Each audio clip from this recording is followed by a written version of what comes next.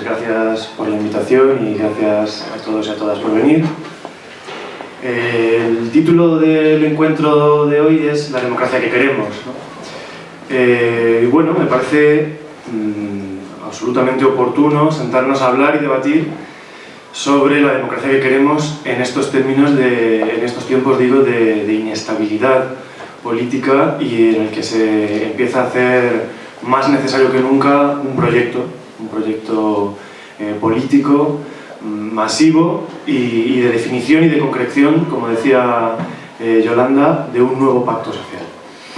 Para pensar en la democracia que queremos, pero además no pensarla en términos puramente teóricos, no hacer un ejercicio de debate teórico o de construcción teórica, sino un proyecto real, realizable, a corto plazo además, urgente diría yo, y además partiendo del análisis de la situación en que nos encontramos. Porque haríamos muy mal en pensar un proyecto de democracia desde un marco de pensar que es que vivimos en una democracia incompleta porque ha habido una especie de torpeza técnica, de que los gestores de la actual democracia son un poco ineptos o son un poco torpes y no han sabido terminar de perfeccionar un sistema democrático. Ese no es el marco en absoluto.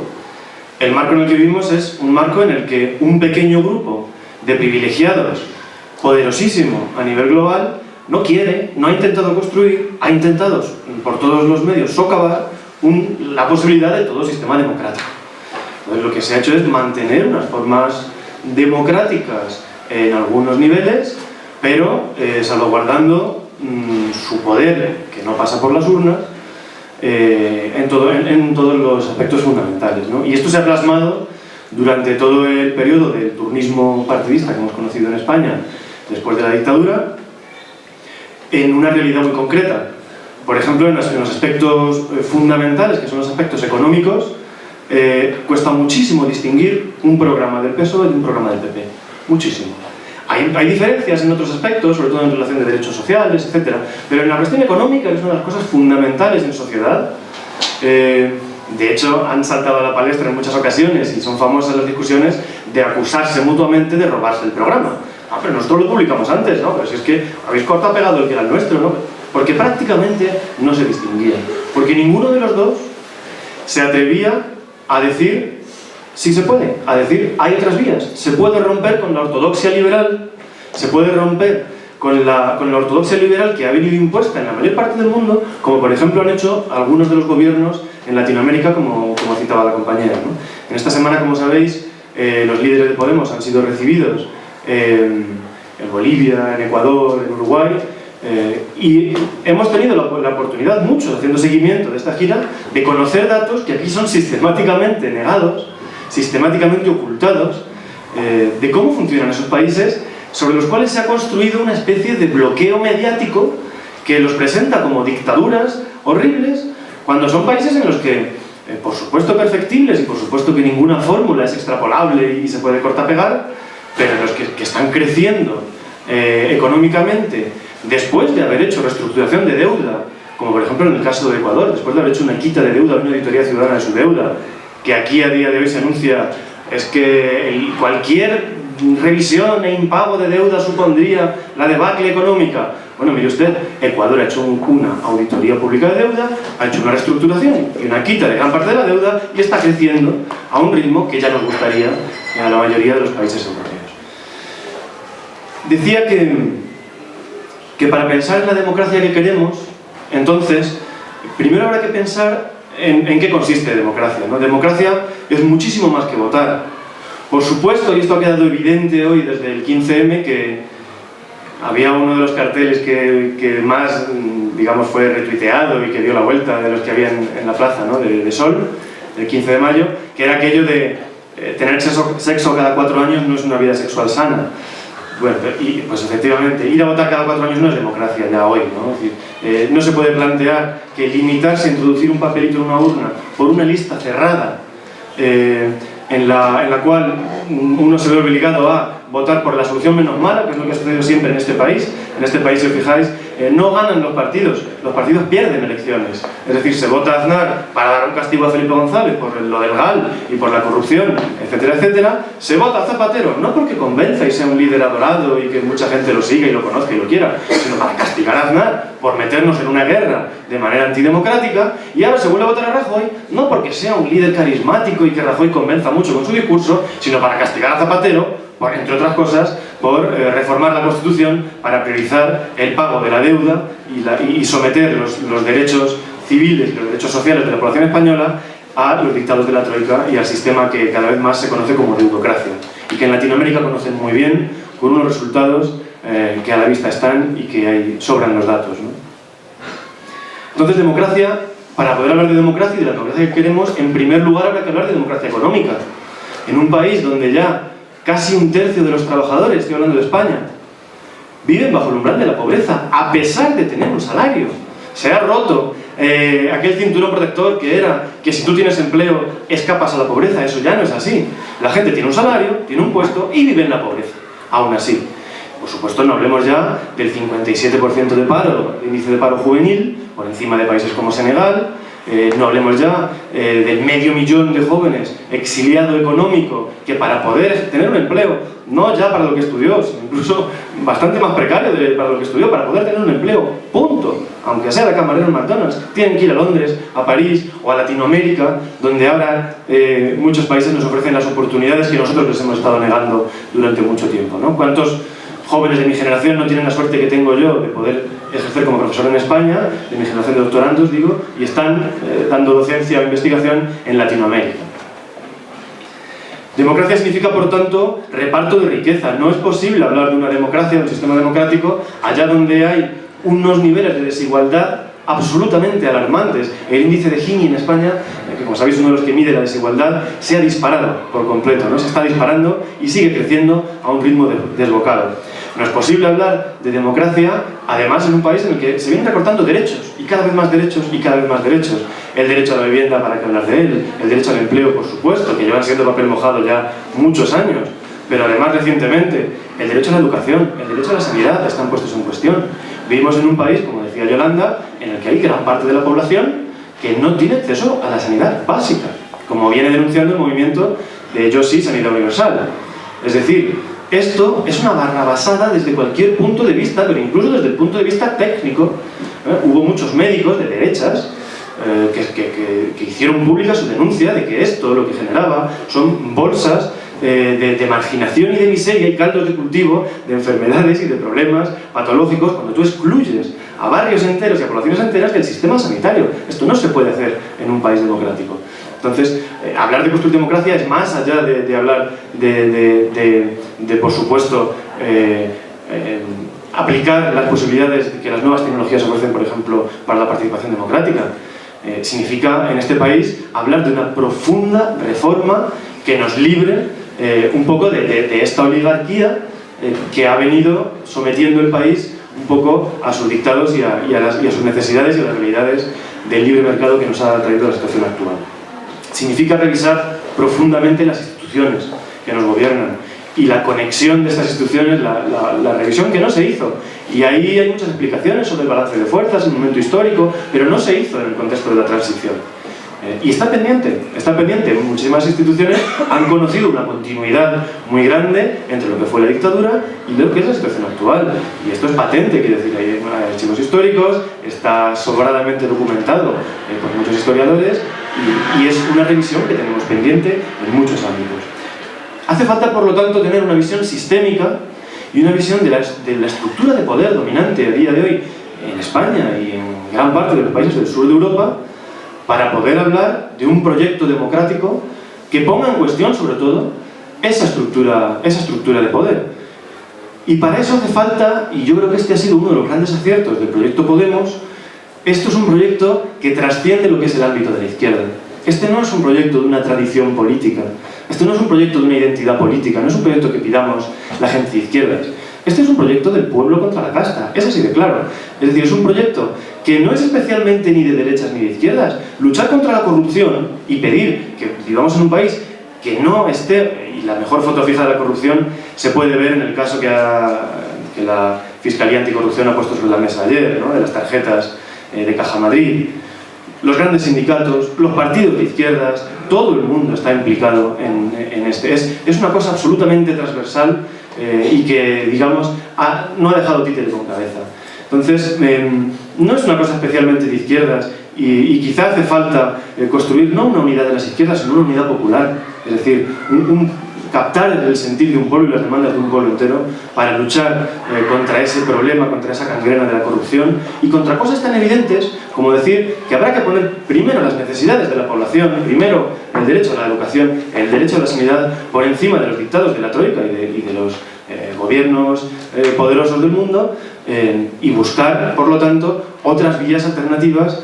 No se puede salir de la crisis pisando el acelerador del neoliberalismo que nos ha traído hasta la crisis.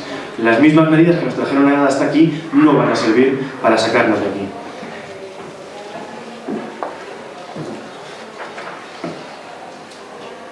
Perdón, he traído anotados algunos de los temas que quería tratar y no quiero dejarme ninguna. Una de las cuestiones que hemos puesto sobre la mesa desde Podemos y que a menudo recibimos como ataque mediático, etcétera, es que, bueno, todo este proceso, de acuerdo, suena muy bonito, pero esto ¿cómo se financia? ¿Cómo se financia el no recortar derechos cuando se nos está imponiendo para poder afrontar el pago de la deuda? ¿Cómo se financia toda esa operación de reestructuración?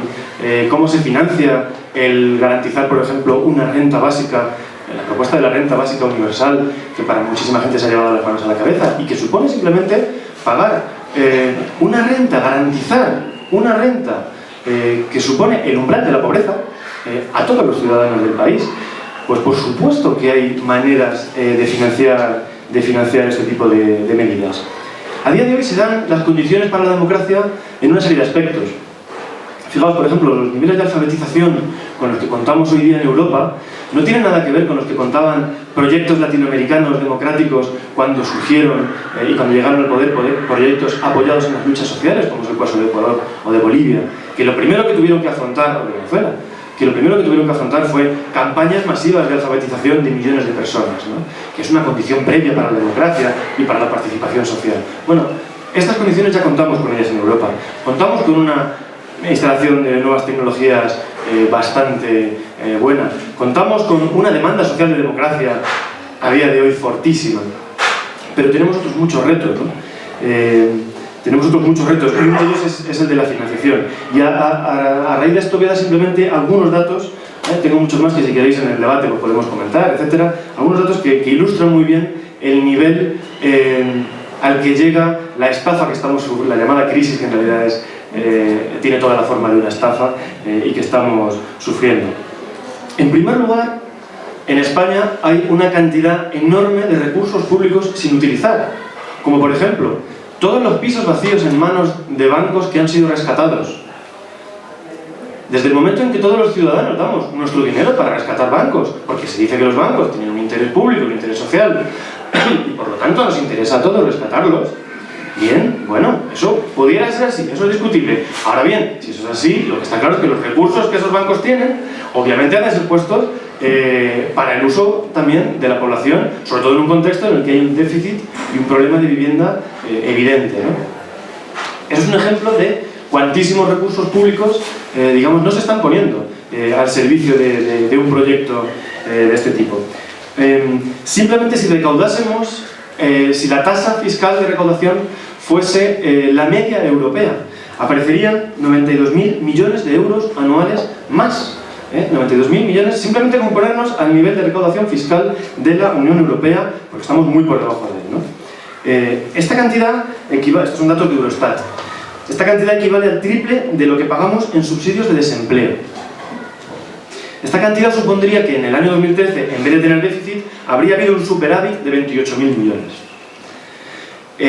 La Gesta, la Asociación de los Técnicos de Hacienda, como sabéis, ha denunciado, además de que se recauda bastante menos de la media en la Unión Europea, que existe un nivel de fraude fiscal absolutamente devastador para las arcas públicas.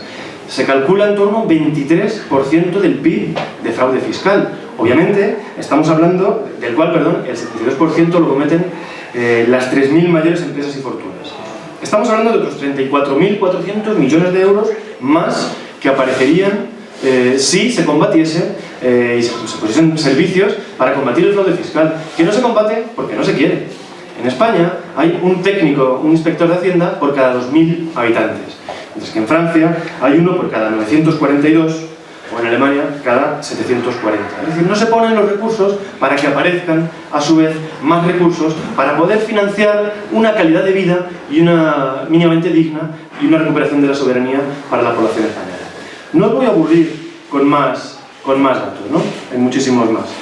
Es evidente que es posible, es evidente que se puede, es evidente que el fallo no ha estado en una especie de, como decía antes, de torpeza, de que tengamos unos políticos que no han sabido, que han sido torpes. Es evidente que hay una falta de voluntad y que a día de hoy, por ejemplo, solo hace falta... Perdón, termino ya diciendo que...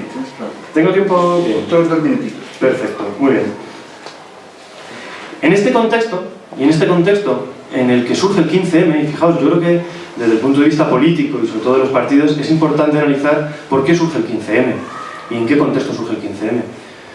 Cuando la gente se ve obligada o se ve, considera necesario tomar las plazas de todos los barrios y pueblos de un país, es entre otras cosas como sucede en la primavera árabe, por ejemplo, sin ir más lejos, o como sucede en Estados Unidos con el movimiento de Occupy, porque no hay los canales democráticos para expresar toda esa ansia de democracia, porque no existen canales válidos, eficaces, para expresar esa necesidad. Y entonces hay que salir a la calle, acampar y resistir como se pueda, porque los canales habilitados, por lo que sea, no están sirviendo, no son eficaces, no están funcionando. Y de hecho, bueno, se podría hablar bastante más sobre esta cuestión, pero lo dejamos si queréis para el debate. Hay mucha gente que nos está echando en cara a Podemos, lo está echando en cara a Podemos estos días, pero bueno, ¿qué problema hay en decir que uno es de izquierdas? ¿Por qué no decir que soy de izquierdas? Lo que hace falta es un proyecto de izquierdas, la confluencia de las izquierdas, la necesidad de las izquierdas. Bueno, nosotros entendemos que, por ejemplo, quien ha sabido leer bien el 15M, yo entiendo que habrá notado la heterogeneidad política, intergeneracional, identitaria, que integraba el movimiento 15M y que supo muy bien considerarse desde el primer momento apartidista y que supo integrar a un montón de identidades que en este país, para bien o para mal, por suerte o por desgracia, van mucho más allá de lo que son los de izquierdas.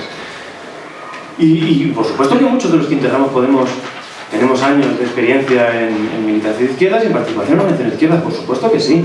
Por supuesto que leemos autores de izquierdas y escribimos en periódicos de izquierdas, por supuesto que sí. Ahora bien, ¿cuál es nuestro interés? ¿Qué es lo que nos preocupa? ¿Nos preocupa reafirmar nuestra identidad de izquierdas? ¿Nos preocupa fortalecer nuestro proyecto de izquierdas? ¿O nos preocupa ganar una batalla en la cual necesitamos necesariamente, imprescindiblemente, hacer confluir voluntades, hacer confluir identidades que por lo que sea no se sienten representadas en esa etiqueta? Como decía muy bien el compañero de ECUO, las etiquetas en política son fundamentales. Las etiquetas sirven para hacer política. La creación, destrucción y el llenado de contenido de etiquetas son fundamentales. Yo creo que uno de los aciertos de Podemos ha sido redefinir el tablero político, redefinir el juego. Esto no es una cosa como si fuera un escenario simétrico de ping-pong de izquierda contra derecha, porque además en ese escenario tenemos todas las de perder, porque mediáticamente la izquierda es el PSOE. Ya está, hay una izquierda. Tú si quieres te puedes colocar a la izquierda del PSOE. O a la izquierda de la izquierda de la izquierda del PSOE. Y entonces ocupas tu trocito electoral, el chiquitín, lo rellenas, es el que se ha reservado para ti y ahí ya no molestas demasiado. O puedes decir, no, es que esto no es una cuestión de oposición simétrica entre bloques simétricos, como si fueran igual de legítimos y por lo tanto un debate entre opiniones todas legítimas. No, esto es un combate contra una oligarquía que ha sometido a todo un pueblo de derechas y de izquierdas, mayores y pequeños, hombres y mujeres, y por lo tanto no es una cuestión de debate de ideas simétrico entre bloques simétricos. Es otro escenario. Yo creo que la redefinición de ese escenario y la visibilización de ese escenario que ha posibilitado el uso de términos como casta ha sido muy útil y muy fructuosa políticamente. Pero además, yo entiendo que Podemos aporta algo más. Aporta un método, entre otras cosas, ¿no? Es decir, a día de hoy en política creo que el método es tan importante como el programa. El realizar primarias abiertas, el compañero de ECUO ha recordado, ¿no? Es decir, ya a día de hoy parece que todos los partidos se han sumado, han entendido la demanda democrática y se han sumado de una manera más caricaturesca o más honesta a la necesidad de que la gente elija a sus representantes desde el momento cero, ¿no? y que la democracia se traslade al interior de las formaciones políticas. Se distingue también de las formaciones partidistas tradicionales en una red de círculos, en basarse en una red de círculos por todo el Estado y sectores laborales, centros de trabajo, etcétera, que están debatiendo, que están proponiendo, empleando herramientas digitales, etcétera, etcétera, borradores, documentos políticos, documentos organizativos, documentos éticos, para, digamos, dotar de contenido la propuesta y terminar de construir lo que es el movimiento social de Podemos. Se parece en este sentido más, tiene más la estructura de un movimiento social que la de un partido. Y esta, y con esto doy paso al debate y si queréis seguimos tratándolo más adelante, es una de las claves de Podemos. Entendemos desde Podemos que es necesario, fundamental, romper la barrera tradicional entre militantes y ciudadanos. En que para tomar decisiones dentro de un proyecto de cambio y para sentirse partícipe, no hace falta tener un carné, no hace falta estar todos los días yendo a asambleas, formando parte de comisiones, los miércoles tengo extensión, los jueves comunicación. Somos muy pocos los que podemos hacer esto. Si hace falta hacer eso para sentirse parte de un cambio, somos muy pocos los que podremos sentirnos parte del cambio y los que podemos tomar decisiones. Por lo tanto, romper esa barrera y que no se distinga tanto entre militante y ciudadano y que todo el mundo pueda sentirse partícipe y decidir, a mí me parece que es una de las claves que explica el éxito arrollador que está teniendo Podemos, las expectativas que está generando Podemos y que esperemos, en fin, que con la suma, por supuesto, de las demás fuerzas, que son fundamentales, cada cual en su terreno y cada cual con su estrategia, capitalizando todas sus fuerzas y poniéndolas al servicio de un proyecto común, que es transformar este país en un sentido progresista, en un sentido de soberanía y de democracia profunda. Esperemos que en el corto plazo, porque a día de hoy ya es de una urgencia absolutamente impostergable.